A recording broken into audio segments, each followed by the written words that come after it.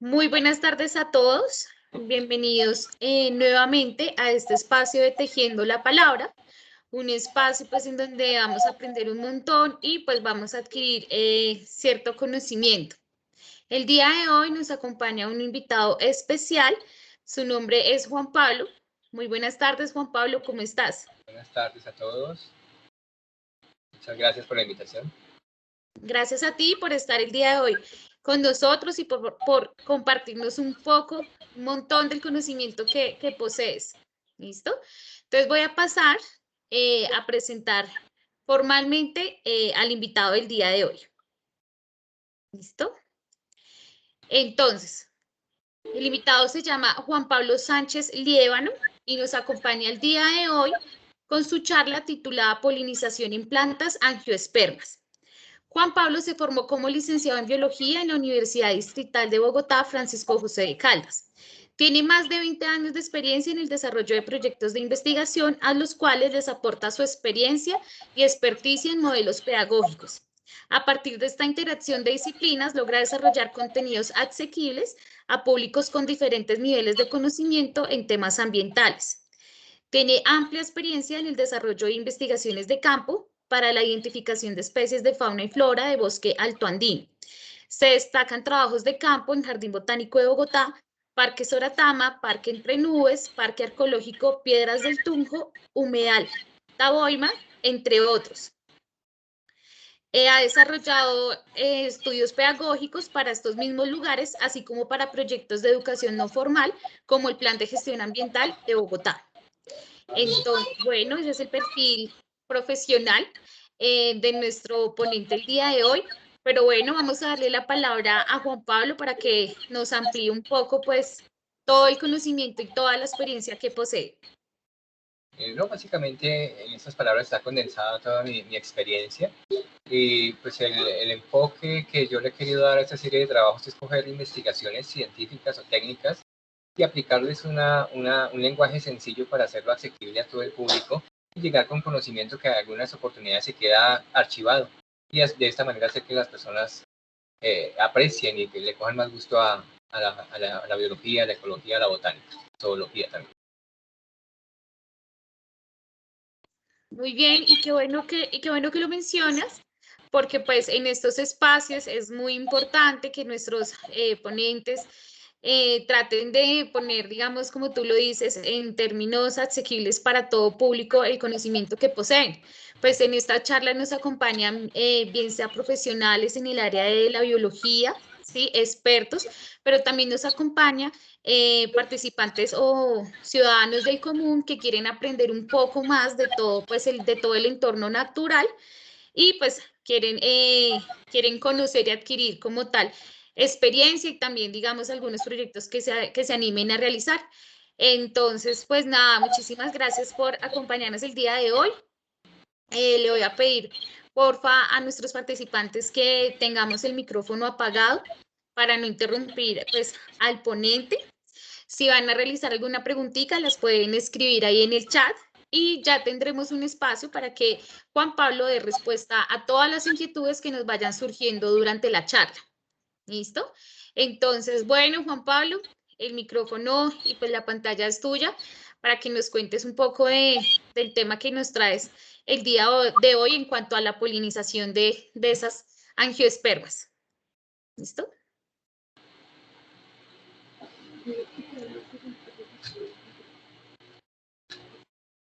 Ya un segundo mientras ponemos la presentación.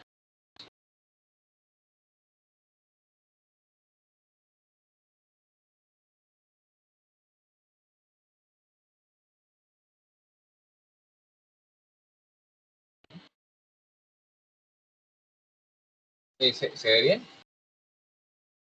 Sí, ahí estamos viendo bien. No sé si quieras ponerlo en presentación, o sea, la diapositiva Claro, grande. claro.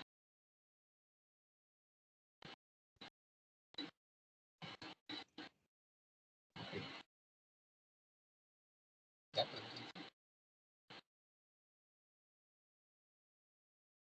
Mari, ¿ahí alcanzan a observar la presentación? Sí, sí, la estamos viendo. Listo. Entonces ya puedo empezar. Sí, bueno. Pues buenas tardes nuevamente y pues vamos a dar inicio con esta presentación que, como veníamos hablando, es una forma muy pedagógica, muy didáctica de dar a conocer conocimiento que en cierta forma es científico y técnico, pero lo vamos a manejar de una manera más pedagógica. La presentación se llama Polinización en plantas angiospermas. Mi nombre pues ya lo conocemos, Juan Pablo Sánchez, licenciado en Biología de la Universidad Distrital. Aquí en la fotografía de portada nos damos una idea de a grosso modo de qué va a ser nuestro trabajo el día de hoy. Vamos a empezar con unos antecedentes. Nehemías Gres en 1682 buscó la sexualidad de las plantas, identificó los estambres como órganos masculinos e hizo las primeras descripciones microscópicas del polen. J. Petrus Lefort en 1700 consideró el polen como excremento de las flores y a los estambres como los órganos de excreción. Esto es un concepto bien interesante, algo de desconocimiento, pero ese es el que a la postre da el conocimiento para que otras personas lo actualicen. Christian Heinrich Springer en 1750-1816 fue el fundador del estudio de la relación planta-animal, o sea, este proceso de coevolución que lo vamos a ver más adelante. Entonces iniciamos, ¿qué es una planta angiosperma? Las plantas angiospermas son plantas terrestres vasculares que producen flores, frutos y semillas. Son el grupo más diverso del reino Plantae, con más de 250.000 especies. Entonces aquí ya nos damos una idea muy clara que son plantas terrestres vasculares que producen flores, frutos y semillas. Esta es una planta angiosperma, una planta muy bonita que las que podemos ver en cualquier lugar, flores, frutos y semillas. Aquí vemos básicamente las flores y algo de producción de semillas.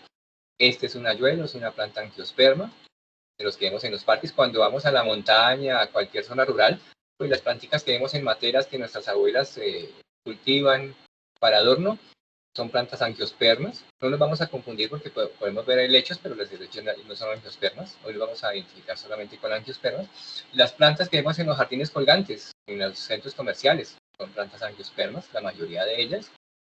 ¿Qué es la polinización? Entonces la polinización, el traslado del polen desde el órgano masculino de la flor hasta la parte femenina de la flor se conoce con el nombre de polinización. ¿Qué es el polen?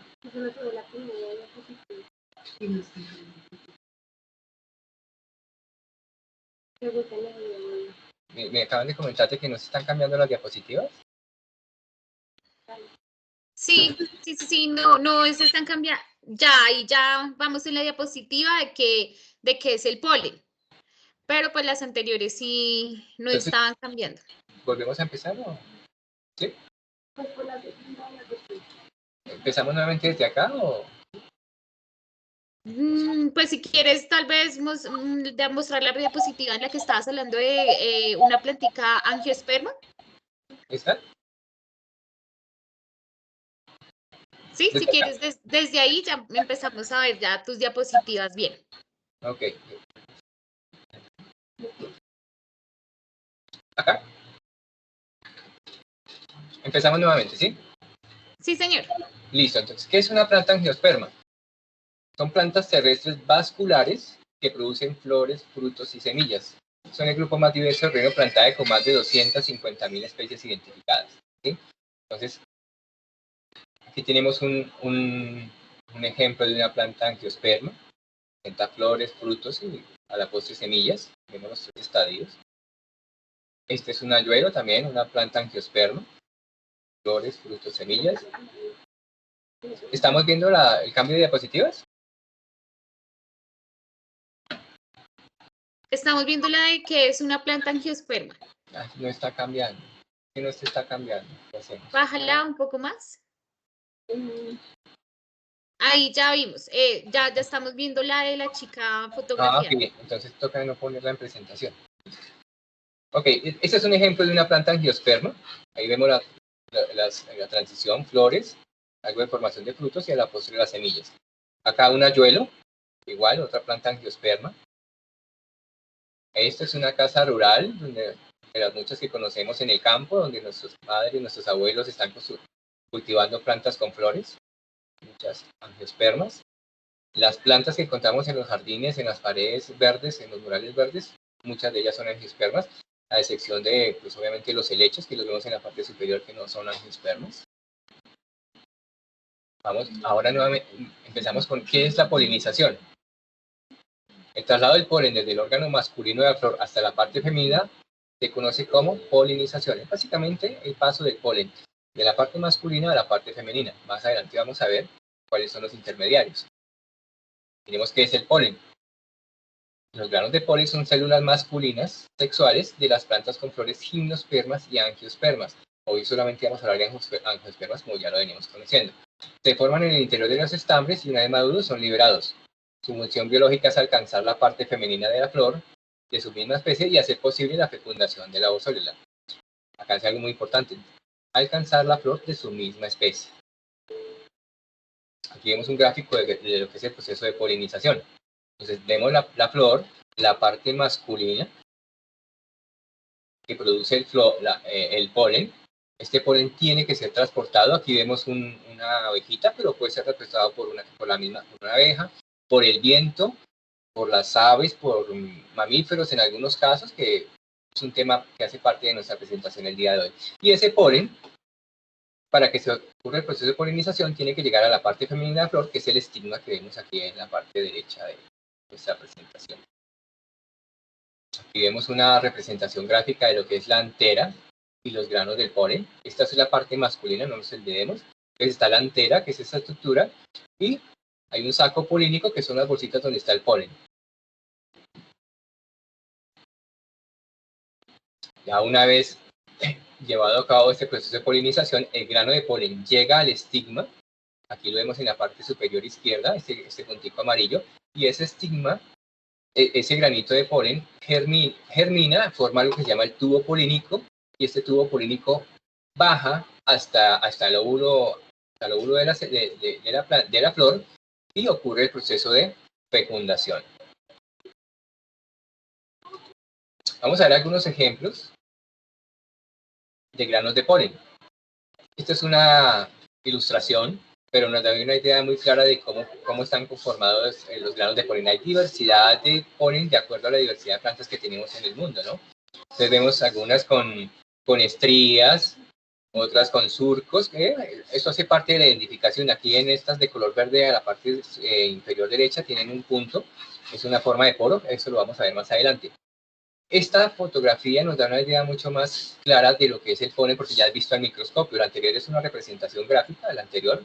Estas ya son vistas al microscopio. Entonces son diferentes tipos de polen y están identificados de acuerdo a la planta de su procedencia, ¿no? Entonces, en la número 1, que está en la parte superior izquierda, vemos, es una amarantácea con formación de tubo polínico. Acá está el polen, el grano de polen, y ese grano de polen, cuando llega al estigma, a la parte femenina de la flor, él forma algo que se llama el tubo polínico. Y ese tubo polínico, como iremos hablando, es el que va a llegar al óvulo de la célula de la flor a hacer el proceso de fecundación. Entonces vemos una gran cantidad de ellos, con estrías, con surcos. Los colores muchas veces dependen aquí de la tinción, de los tintes que se utilicen a la hora de hacer el montaje en el microscopio. Vamos a ver algo de la morfología del polen. El conjunto de las características del polen, formas, aberturas y las características de la pared es constante para cada planta y hace posible identificar con más o menos precisión de qué taxón procede el polen. Acá es lo mismo, si yo identifico cualquiera de estos números, cualquiera de estos pólenes, me dice, pertenece a la familia Amarantácea. Bueno, qué bien. Entonces, si yo miro un grano de polen similar a este, puedo inferir de que pertenece a la Amarantácea. O si de pronto el número 11, por citar un ejemplo, es de una planta muy común aquí, muy bonita aquí en el jardín, que es un siete cueros. Bueno, es que esta es una de la familia Melastomatácea. Listo. Los granos de polen generalmente presentan formas circulares o elípticas. Presentan aperturas por donde sale el material genético para fecundar el óvulo. Colpos alargados y poros circulares. Aquí vemos un ejemplo. Pues estas son formas de polen. Aquí en este vemos algunos surcos. Lo vamos a ver más adelante con más detenimiento. La pared de los granos de polen presentan dos características. Hay dos paredes realmente. Una interna compuesta por una capa de intina y una pared externa compuesta por una capa de exina. La parte externa de exina está ornamentada. presenta espinas, estrías, retículos. Miremoslo acá en esta diapositiva, está un poquito borrosa, pero vemos el grano de polen. Hay un poro, miremoslo acá de una vez, que ahí se ve gráficamente. Ese poro es por donde sale la célula masculina. Así como hay poros, pueden haber estrías, pueden haber surcos, perdón. Aquí vemos la capa externa, que es la capa de exina, y la capa de intina. Entonces, acordémonos que tenemos dos paredes en el grano de polen. Listo. Aquí hacemos una pequeña comparación de lo que es el polen de gimnosperma y el polen de angiosperma. Las gimnospermas, acordémonos que son los pinos, los eucaliptos, todas esas plantas que están un escalón abajo en la evolución. Mientras que aquí a la parte derecha vemos un polen de angiosperma.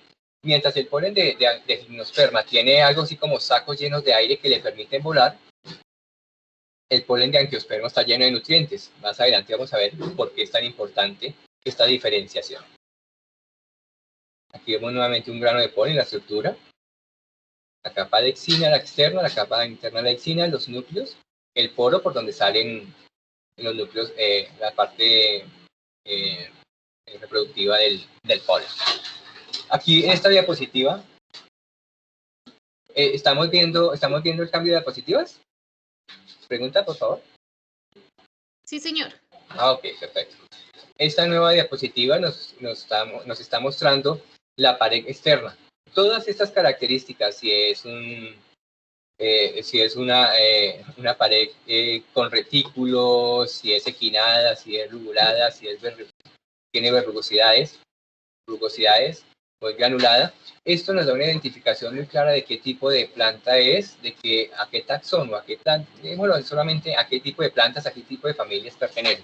Es una característica importante para la identificación del polen y asimismo de la planta. Miremos algo del estudio del polen. El polen es igual a vegetación y la vegetación es igual al clima. Ya miramos qué es eso. Esto quiere decir que básicamente que el polen se utiliza para diferentes tipos de estudios. Uno de ellos la paleoecología, que tiene por objeto el estudio de ambientes del pasado. Se basa principalmente en el análisis de polen y esporas fósiles. ¿Sí? Pues el polen, con estas dos estructuras que yo les comentaba, estas dos paredes, es tan fuerte, él puede quedar sepultado durante millones de años y permite a los investigadores identificar características del ambiente del pasado. La paleoclimatología tiene por objeto el estudio de las características climáticas de la Tierra a lo largo de su historia. Y la bioestratigrafía, que es la parte de la estratigrafía que estudia los restos o evidencias de vida pasada en los estratos y la organización de estos estratos. Esto básicamente es nuevamente lo que les quería comentar. El polen, como son estructuras tan fuertes, pueden quedar sepultadas durante millones de años y los estudiosos del tema hacen grandes excavaciones o pequeñas excavaciones de varios metros de profundidad y con el polen que se encuentre a diferentes profundidades, se infiere qué tipo de clima había en ese entonces y qué tipo, obviamente, de vegetación existía. Esto es para decir algo tan sencillo como que aquí en Bogotá, lo que es Bogotá actualmente era una zona pantanosa, en sus épocas se fue desecando y ese polen quedó inmerso en estos sedimentos y con base en esos estudios se puede identificar qué había acá. Miremos unas características rápidamente. Las plantas con flores producen granos de polen. El polen puede identificar el tipo de planta del que proviene. Los granos de polen pueden estar preservados en las capas de sedimentos del fondo de la laguna, lago o océano. Su análisis en cada capa permite inferir qué plantas crecían en el tiempo en el que el sedimento fue depositado y se pueden hacer inferencias sobre el clima basándose en los tipos de plantas encontradas en cada capa. Bueno, resultado del proceso de polinización. Es el ciclo de vida de una planta. Miremoslo acá.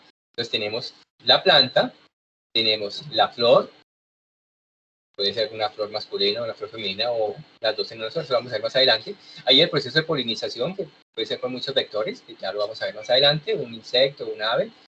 El grano de polen germina, se produce la fecundación, y esa fecundación, que es algo muy importante y que en muchos casos desconocemos, esa fecundación de la flor es la que da lugar al fruto y a la semilla. El fruto pues no lo podemos estar comiendo, por citar un ejemplo de un melocotón. Y la semilla, pues vamos a la tierra y nos da el proceso de germinación y nuevamente viene la formación de la planta. ¿Quiénes realizan el proceso de polinización? Tenemos varios vectores: el viento, el agua, los insectos, reptiles, aves, mamíferos y el hombre. Los casos más frecuentes de polinización son para anemofilia, que es el viento que arrastra y disemina los granos de polen, y por entomofilia, cuando la polinización corre a cargo de insectos. Las aves son un grupo animal muy importante en este proceso. Aunque en número mayor existen reptiles y mamíferos voladores y no voladores, que esto es un dato que en muchos casos se desconoce, pero lo vamos a ver más adelante, y el agua como otro medio de polinización. Vamos a entrar un poco en detalle en este tema, que se conoce como síndromes de polinización o síndromes. El síndrome de polinización es el conjunto de características de la flor: forma, tamaño, color, néctar, tipo de polen y aroma, que atraen a los polinizadores específicos hacia las flores particulares. Resultan de procesos evolutivos complejos. Esto nos da una idea muy clara del éxito de las angiospermas, que generaron flores, y con estas flores su objetivo era reproducirse, pero para reproducirse necesitaban polinizadores, y con estas estrategias que vamos a ver, lo lograron. Entonces, unas adaptaciones a la anemofilia, que es la dispersión, la polinización por medio del viento.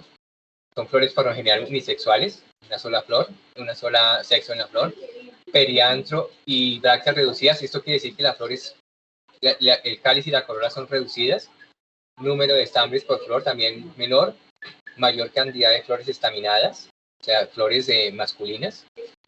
Mecanismos especiales de arrastre o explosivos aseguran el polen ingrese a la corriente de aire. Muchas de ellas, la flor explota y el grano de polen explota y se produce el proceso. Producción de polen aumentada. Hay una gran cantidad de polen. Entonces, miremos algunos ejemplos de este tipo de polinización por el viento. En muchas gramíneas sucede eso.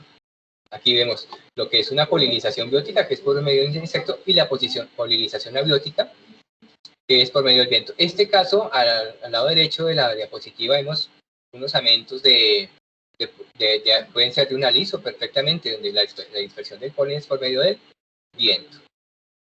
Hay especies que la polinización se realiza por medio del agua. La flor en muchos casos está bajo la superficie y el polen forma grandes cadenas y va a buscar la parte femenina de la flor, todo esto bajo el agua. Este es otro caso de polinización, se llama sapromiofilia, que es cuando la flor produce aromas bastante fétidos, y lo que hace es atraer a moscas, que son las que realizan el proceso de polinización. Esta salenofilia, que es cuando mariposas nocturnas o las famosísimas polillas realizan el proceso de polinización. Vemos que la flor es de color blanco porque realmente estos animales no necesitan el estímulo visual para realizar el proceso. Aquí ya son las abejas, que en este caso sí se necesita mucho la presencia del color para la llegada de las mismas a hacer el proceso de polinización. Aquí vemos ya casos específicos: un abejorro con polen en su corvícula. La corvícula es, aquí vemos el grano de polen, ahí se ve el abejorro, y en la patica derecha tiene unos granos de polen adheridos, y esa estructura se llama corvícula, que es como la cesta donde ellos transportan el polen.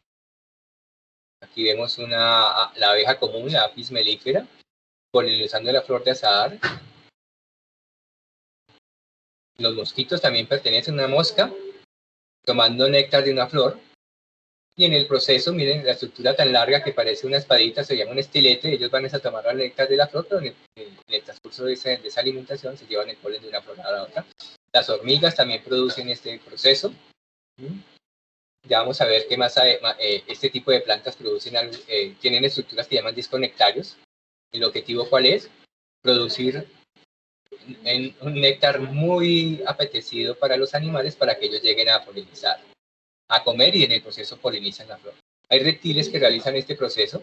También saben que hay estructuras dulces en la flor, vienen y se alimentan, pero sin saberlo están realizando el proceso de polinización. Las aves, que es el grupo más vistoso del reino animal en lo que respecta a la polinización, y porque se han creado una ecoevolución específica que es muy interesante. aves con picos como los colibríes, un Lesbian una, un Lesbia Victoria, que tienen picos larguísimos, colas larguísimas, se han especializado en polinizar cierto tipo de flores.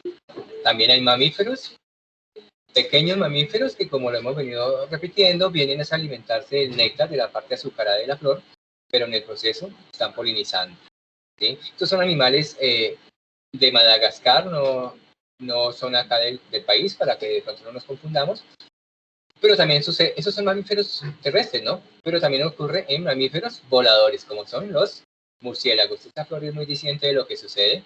Prácticamente el murciélago está hecho a la medida para este tipo de flor. Él está enloquecido ahí alimentándose. Y miren, se puede ver cómo todo su cuerpo está lleno de granos de polen. Termina acá. La otra es que ellos no terminan completamente de alimentarse, sino que van de flor en flor, dejando algo de comida para los demás. Y en el proceso pues llevan flor de un lado a otro. Los cactus.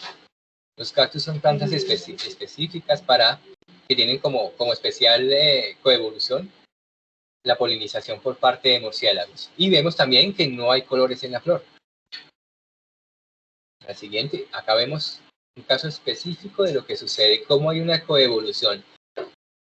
La lengua de este murciélago es extremadamente larga para visitar la parte baja de la flor, la base del estigma donde está el néctar, pero la frente del murciélago queda en contacto con la parte masculina, con el polen, se lo lleva pegado, visita otra flor y ocurre el proceso de polinización. Vamos a ver algunos mecanismos de polinización.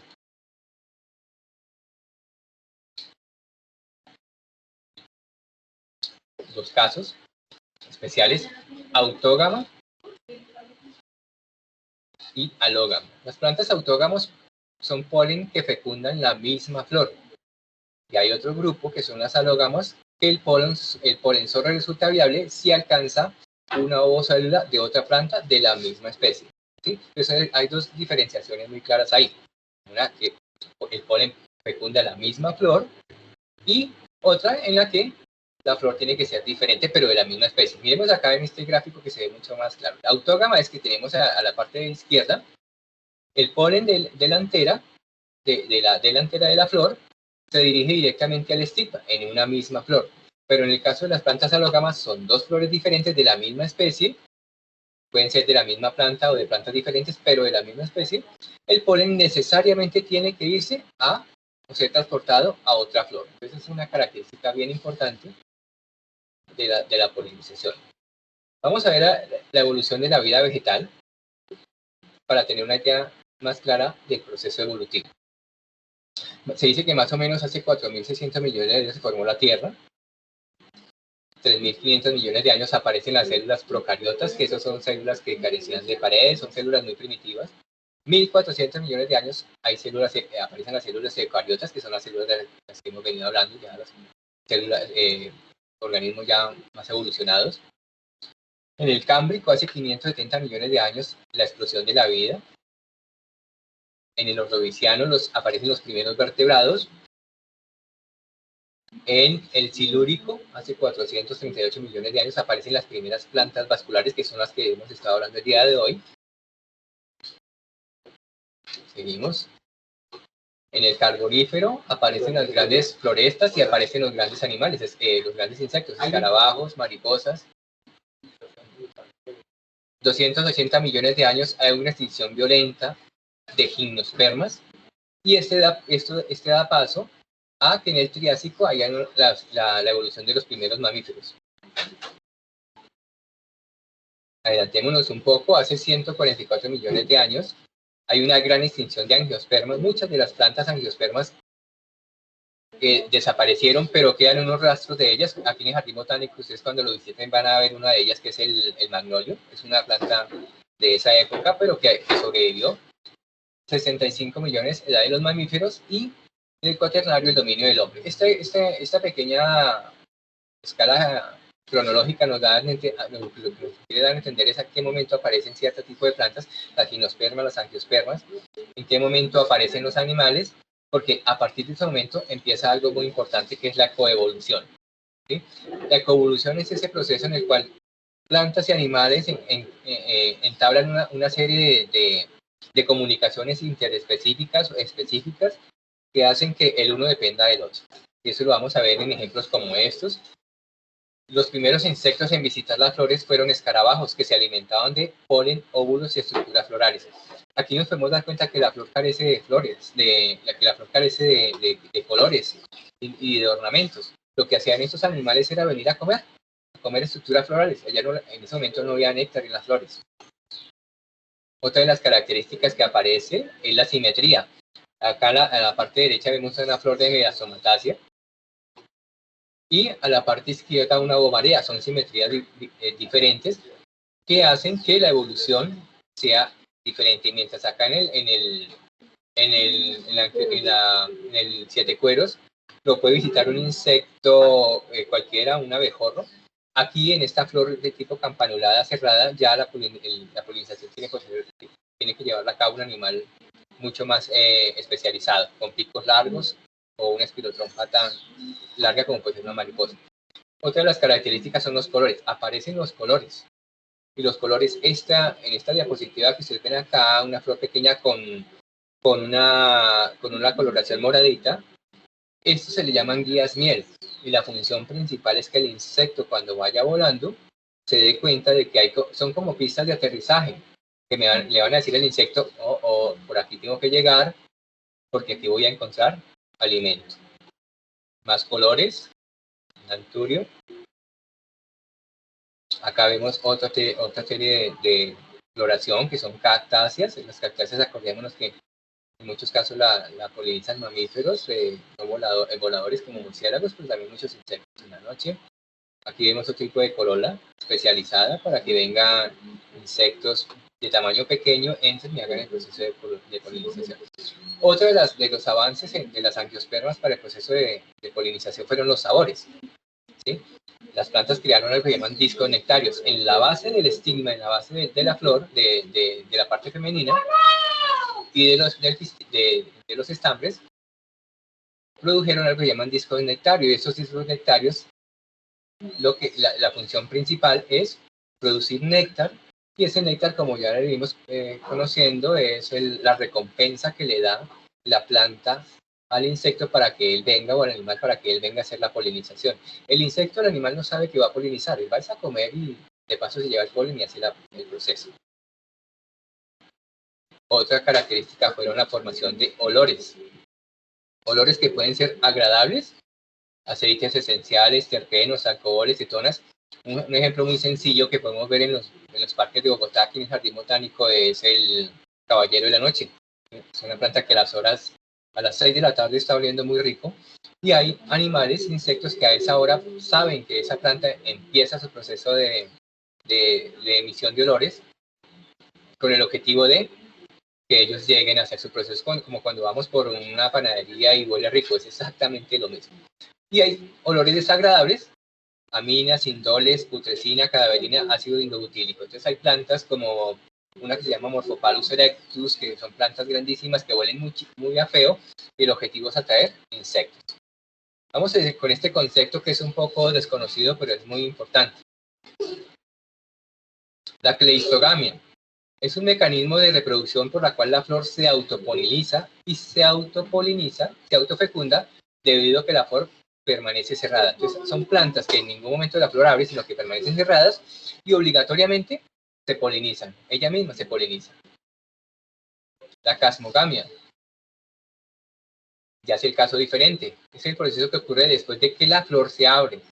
Entonces, las flores casmógamas pueden tener lugar la autogamia o la alogamia, polinización cruzada. Entonces, mientras la cleistogamia es la flor completamente cerrada, se autopoliniza, aquí la casmogamia es que la flor se abre y en ese momento es que se puede realizar el proceso de polinización. La dicogamia es otra forma de aislamiento reproductivo, es otro tema que lo podemos manejar más adelante, y es que los estambres y estigmas de una misma flor no alcanzan la madurez al mismo tiempo. Entonces, parte masculina y parte femenina de la flor se diferencian a la hora de madurar, y eso hace que la planta no se pueda autofecundar. Y dependiendo de qué parte madure primero, la flor va a funcionar primero como femenina y después como masculina, dependiendo de cuál parte madure primero. Entonces, en este caso tenemos la proteroginia. Este es el caso del magnolio, de un árbol muy bonito que les dice que es una planta muy antigua. Aquí el caso es que el gineceo, la parte femenina, madura antes que el androceo. Madura primero la parte femenina que la parte masculina. ¿Sí? Entonces la flor, en este caso, funciona primero como flor femenina y luego como masculina. Acá vemos la misma flor, un poco más especificada en la parte izquierda. Los estigmas que maduran primero están receptivos, mientras que las anteras, que están en la parte baja de la misma parte derecha de la flor, no han madurado.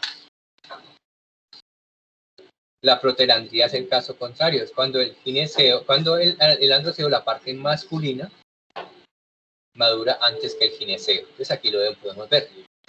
En la fotografía de la parte izquierda, está la columna que se ve acá, que es la parte masculina, ya ha madurado, mientras que la parte femenina, los estambres no han madurado.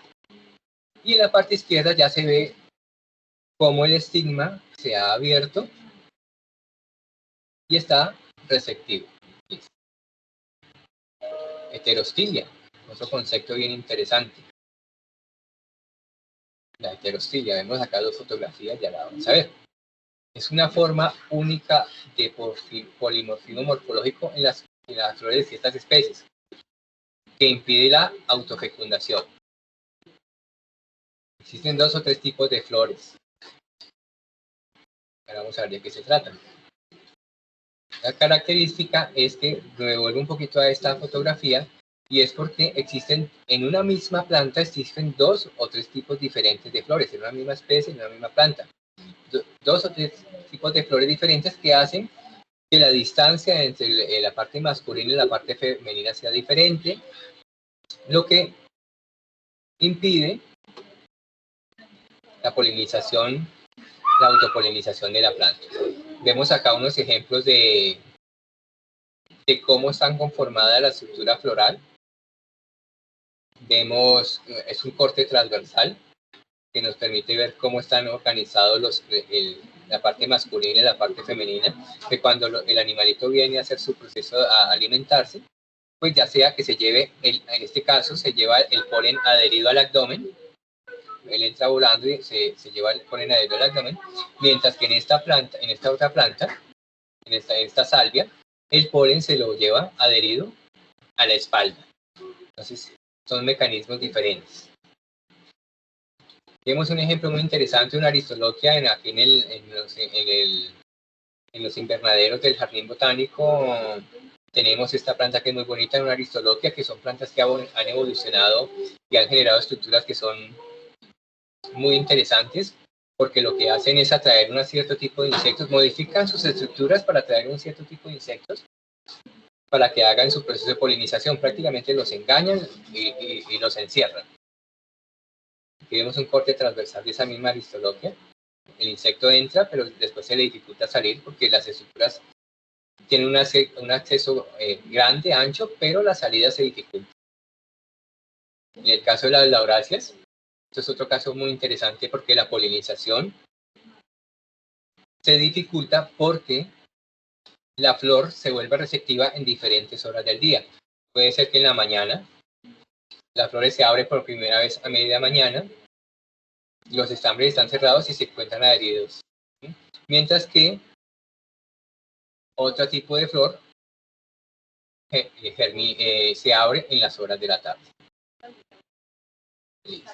Otro caso de polinización bien interesante son las lecididáceas, lo que llaman coco de mono, cocopicho, son plantas de los bosques húmedos tropicales, donde hay unas interacciones específicas. La flor permite identificar que hay una gran cantidad de estambres, son flores polistémonas, producen una gran cantidad de flor. Hay malpigiáceas, miren la estructura tan interesante. Miremosla, bueno, las melastomatáceas. Vemos los estambres, vemos la parte femenina y cómo acá en la parte derecha de la flor podemos ver que el polen puede caer directamente al estigma, pero algunas plantas de estas, como lo veníamos conociendo anteriormente, puede ser que el estigma no esté receptivo todavía o el polen no haya madurado, entonces se dificulta la autopolinización. caso de las mirtáceas, miren la cantidad de anteras que tiene, son flores polistémonas, una gran cantidad de estambres, una gran cantidad de polen. Una verbenácea, una lantana cámara, con unos colores muy llamativos, y la corola, que es esta estructura que nosotros vemos acá, con un hueco muy pequeño, especializado para que vengan insectos y algunos colibríes a polinizar. Y llegamos al punto máximo de evolución, de coevolución del reino vegetal, que son las orquídeas. Las orquídeas tienen algo muy importante, y es que ellas no producen néctar, pero han cambiado su estrategia, porque lo que han hecho es cambiar su estructura floral.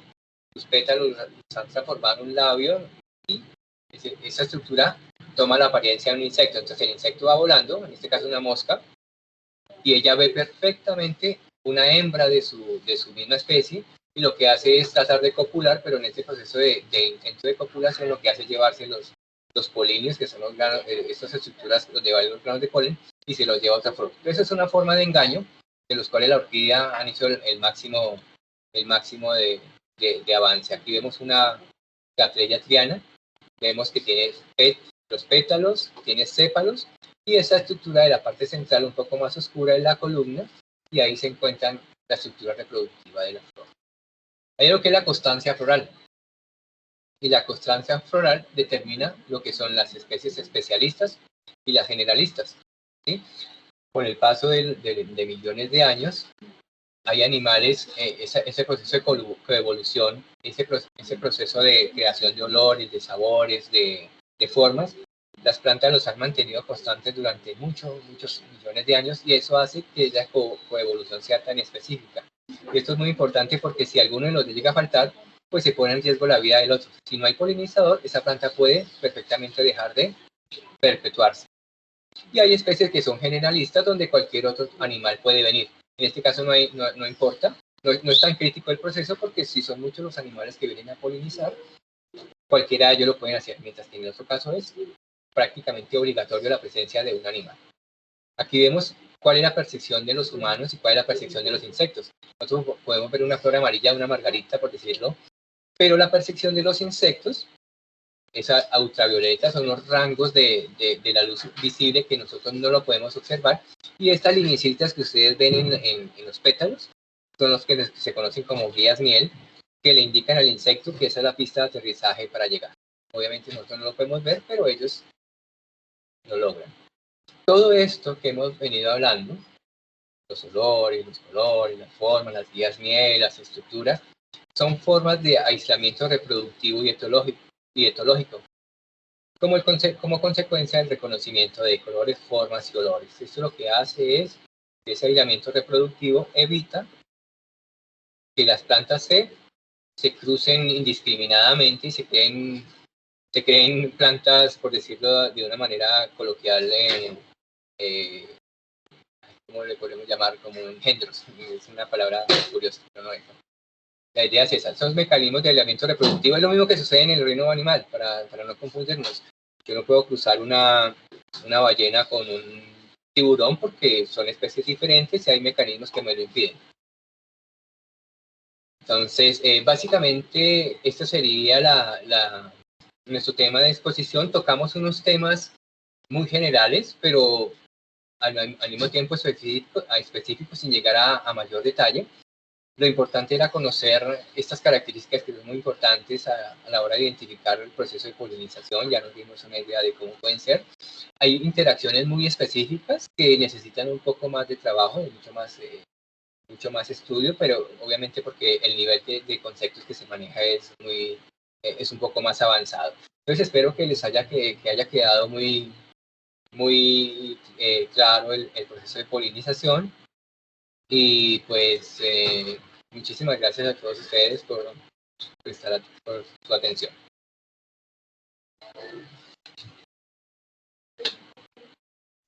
Bueno, muchísimas gracias a ti por esta charla. Realmente hay muchos términos que tocaste, pues que uno va olvidando, ¿no?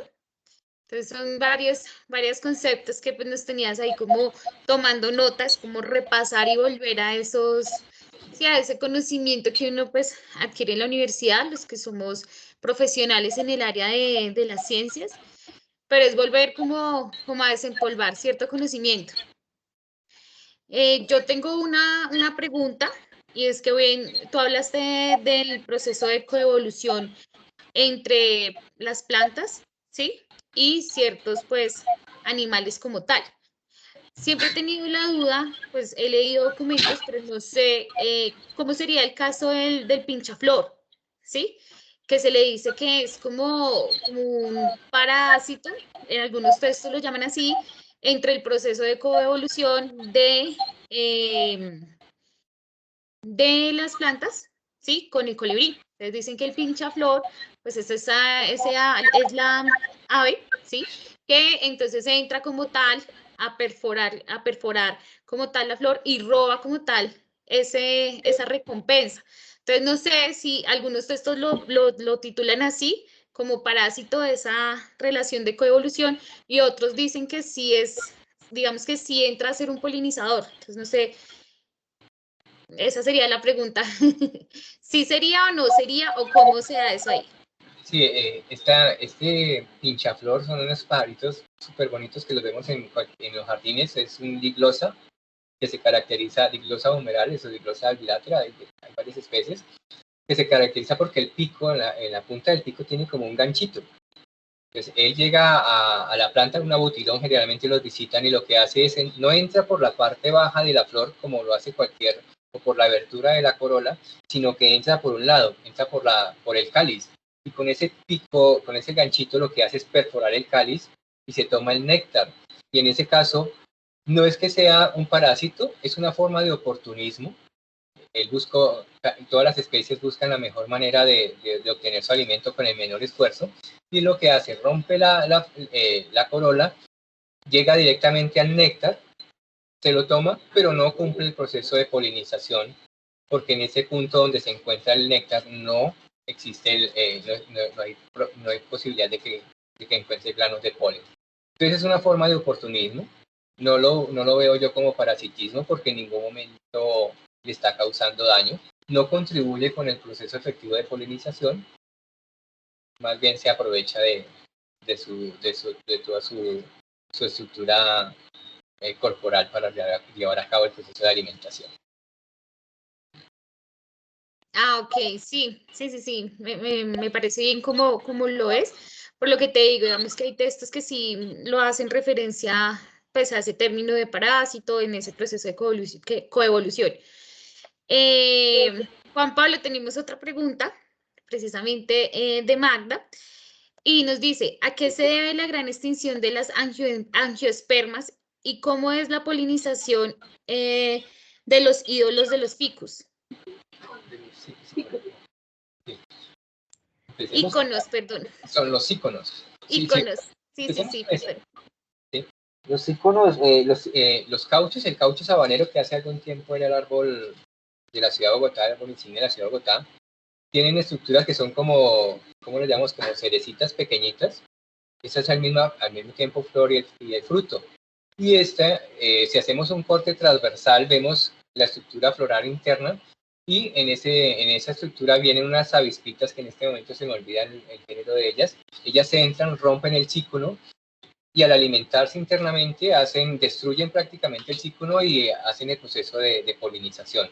Es por medio de una avispita, en este momento no me acuerdo el género, pero básicamente es eso. ¿Y por qué la gran extinción de las angiospermas? Una de las características de ese proceso fueron los grandes cambios climáticos. ¿Sí? Y esos grandes cambios climáticos acarreaban de que algunos de sus polinizadores, de sus insectos, también fallecieran, que murieran. Entonces, al no existir ese insecto, ese animal que ayudara en el proceso de polinización, porque desaparecieron, a la postre hacen que estas plantas con el tiempo desaparezcan. Y esencialmente esos cambios climáticos, las estructuras de muchas angiospermas primitivas, como el caso del magnolio, que es una planta angiosperma que sobrevive de ese entonces, ellas logran sobrevivir precisamente por eso, porque generan estructuras florales que son de alimento para algunos insectos, mientras que otras plantas no lo lograron hacer, quedaron aisladas. Uno de los mecanismos es que pueden quedar aisladas en ciertos lugares inhóspitos, y ese aislamiento inhibió que la planta masculina y la planta femenina se unieran, no hubo fecundación, no hubo polinización, no hubo reproducción, y a la postre esas plantas tienden a desaparecer. ¿Sí? Otra de las teorías es que pues hay una gran depredación por parte de animales herbívoros, y si un animal herbívoro de la época se alimentaba solamente de plantas masculinas o femeninas, pues obviamente no hay la posibilidad de que se reproduzca esa planta angiosperma con el transcurso del tiempo. Perfecto. Bueno, tenemos otra preguntita por acá y nos dice, ¿se podría considerar que las orquídeas están mejor equipadas que otras plantas para guardar el polen? Sí, claro, sí, efectivamente, porque o sea, las orquídeas, como les venía comentando, han alcanzado el máximo de evolución porque han cambiado su estructura floral, y el polen lo han, por decirlo de manera, encapsulado en esas estructuras que vimos en una fotografía, se llaman polinios. Y ese polinio es pegajoso y asegura que el transporte del polen sea mucho más efectivo. Entonces lo han encapsulado en polinios, tiene sustancias pegajosas que hacen que ese polen vaya bien adherido al organismo visitante, y con eso se aseguran un gran máximo de efectividad en la polinización. Las orquídeas realmente han sido lo máximo en este proceso. Sí, tienes razón, las orquídeas han sido lo máximo, pues digamos en esa parte biológica, ¿sí? De la polinización y demás, pero también por el boom que causan a nivel social, o sea, esa fuerte atracción de la comunidad hacia tener sus orquídeas en casa, sí, pues ha llevado a que también estén en cierta situación. Paula nos menciona, nos dice que aparte de las orquídeas, ¿qué otras plantas son tan eficientes como ellas? Eficientes en el proceso de polinización. Sí. Veamos el caso de las aristoloquias. O sea, veíamos que en este proceso de coevolución la idea de las plantas es producir olores, sabores y colores. Cuando las plantas producen esa serie de olores tan característicos que pueden ser agradables o desagradables, se aseguran un éxito en la polinización. Miremos el caso bueno, no tengo la fotografía en este momento, pero es una planta de las selvas húmedas que es el Amorphopalus erectus, que es una flor grandísima que huele terrible. Y con esos olores que viajan a distancias enormes se garantizan que de una u otra manera una mosquita de las muchas va a caer en la trampa y llegan. Y lo que hacen es engañarla con esos olores. Son feromonas, que son sustancias químicas que la planta produce, pero que el insecto lo reconoce como un atractivo sexual. Entonces sexualmente las atrae, el insecto queda realmente rendido ante esa feromona y cae o cae. Es una efectividad grandísima en el proceso de polinización de coevolución. Sí, digamos que eso sí es, digamos, como una gran ventaja porque pues atraes pero no das nada a cambio, ¿no? Sí. Es como lo atraigo, bueno, pero pues no le estoy dando nada a cambio, entonces pues es como también uno diría, y uno cuando menciona eso, por ejemplo, en el tropicario, la gente dice como, wow, es como algo odioso, ¿sí? O lo ven como algo de... Y uno les dice, bueno, pues así es, así son las plantas, así son esos procesos de evolución, ¿sí? Y esos son los mecanismos que utilizan. Nos pregunta Lorena, dice, cuando trabajas temas como el de hoy, ¿sí? Cuando das una charla de estas, ¿qué mensaje te interesa dejar en la audiencia? O sea, como ¿cuál es tu principal mensaje para que la gente tome, capte y pues tenga como ahí en cuenta? Si nos repetimos específicamente a la presentación del día de hoy, hacer un énfasis especial en ese proceso de coevolución, de que muchas veces vamos no sé, al campo, a cualquier lugar, y vemos un insecto, una mariposita o inclusive una lagartija, y de una vez las personas que lo desconocen de una vez la quieren es acabar, no, porque es que me pica en la noche, porque es que me asusta, y desconocen la labor tan fundamental que estos animalitos desarrollan. Entonces, con un mensaje como estos, lo que se busca es, oiga, alguien me contó alguna vez que esta mariposita o esta polilla hacía esto. Ah, qué interesante. Entonces, si nos citamos a plantas comestibles, puede ser, no sé, bueno, se me olvida ahorita un ejemplo en particular. El plátano, los bananos, el plátano. A la gente no le gustan los murciélagos y los matan, los ven en los árboles y los matan, pero los murciélagos son quienes facilitan el proceso de polinización en muchas plantas de esta clase, ¿sí? Entonces, ese es uno de los mensajes. La otra es que hay que conocer estos conceptos, hay que darlos a conocer, pero de una manera muy, como con plastilina, se le puede decir, porque si yo hablo de cleistogamia, por decir algo, ¿qué es eso? Eso es una locura, pero si yo digo, es que es esto que la planta, y lo hago con plastilina, la gente entiende y empieza a coger un poquito más de aprecio e interés por conocer más el proceso. Entonces son diferentes niveles los que se alcanzan. Podemos coger, no sé, por citar un ejemplo, un plan de gestión ambiental y bajar el nivel de conocimientos, y que la gente sepa, es que un plan de gestión ambiental es esto y participan estas personas y se hacen estos eventos y se hacen estos procedimientos y la gente lo empieza a comprender. Así es básicamente el proceso. Súper bien eso que mencionas, porque creo que en este punto es crucial que la gente pues conozca esos conceptos y lo que tú decías, por ejemplo, cuando hay actividades con niños en el jardín botánico, los enfocamos también en eso, en que ellos cambien esa concepción hacia esos insectos, ¿sí? Entonces ya no es como, ay, qué asco, te tengo miedo, me va a picar, voy a matarlo, aléjese. Venga, eso es esto, la función principal es la polinización, de la polinización depende tal y tal cosa para el ser humano. Entonces es cambiarles un poco esa visión que tú mencionas, que me parece pues fundamental. Bueno, tenemos una última preguntita, diría yo, y es de Byron Pardo. Dice, cordial saludo. Según la historia evolutiva, primero aparecieron las gimnospermas y luego las angiospermas. Si es así, ¿cuál es la ventaja evolutiva de las angiospermas en el proceso de origen de los bosques tropicales y su diversidad?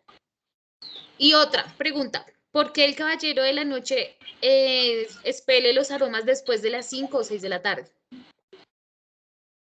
Bueno, empecemos con esa última. El caballero de la noche tiene, en ese proceso de coevolución, ha sincronizado el proceso de elaboración y de expedir esos aceites esenciales, porque en esa evolución que lleva millones de años, todavía no lo sabemos explicar, pero ellos se dan cuenta de que cierto tipo de insectos salen a esa hora.